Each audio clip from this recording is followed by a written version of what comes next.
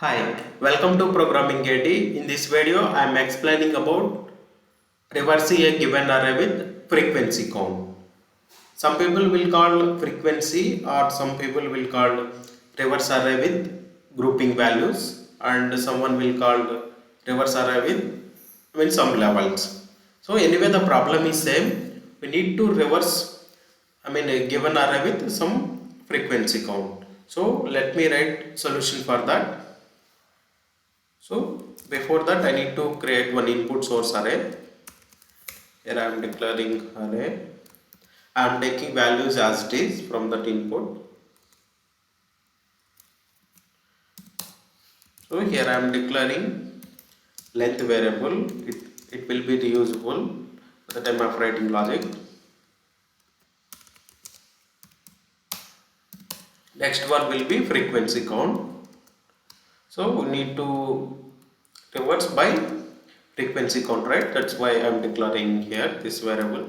So next I need to iterate the array from beginning to end. For that I am using for loop. Now here I can remove this.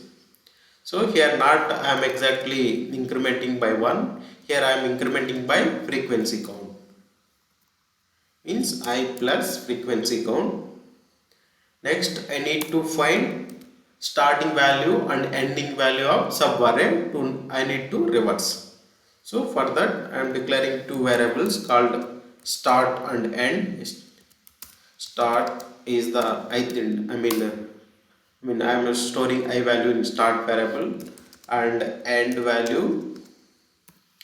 Here we need to find minimum of, I am using math utility class math.min. So I will explain why I am writing this. Frequency count minus 1 and finally end will be length minus 1. So why I am writing this? So if the length is divisible by frequency count, so this logic is not required. So I will explain how exactly it is. So if the length is array length is 11, frequency count is 3. 11 is not divisible by 3, right? So in that case I will explain here. First 3, second 3, third 3. At the time of fourth iteration, here we have only two values, so there is no third variable. In that case, if I can follow this, we will get index out of bound exception. In that case, I am considering minimum value of length and fourth iteration here in this example. That's why I wrote this logic. And moreover that this one for iterating for reversing first 3, so third value will become the second index. Why? Because array index starting from 0, right? So that's why if first index will be 0 and 0 plus 3 it will move to 5th. So that's why I am subtracting minus 1 always. For remaining iterations also we need to subtract minus 1. Why? Because array index is starting from 0. So this is the explanation about starting and end of the subarray.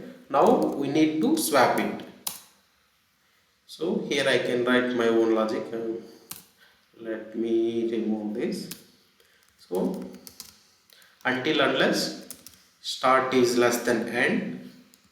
So in previous example for reversing the whole array I used for loop. Here in this example I am using while loop. So when comparing for loop, while loop code will be somewhat clean. That's why in this example I am using while loop. So first I need to store 0th index element in temporary variable. So why? Because if I can assign 0th element index to last index element, it will override. That's why I need to store it in safe place called temporary variable array of start, and next one will be I am assigning now. Why? Because now the 0th element will in safe place. Now I am directly assigning 0th index element to array of end index element. Finally I am assigning end value to temporary stored first index element, I mean 0th index element. So now solution is ready. Let me try to print it, then we can analyze both space and time complexity, how it is taking.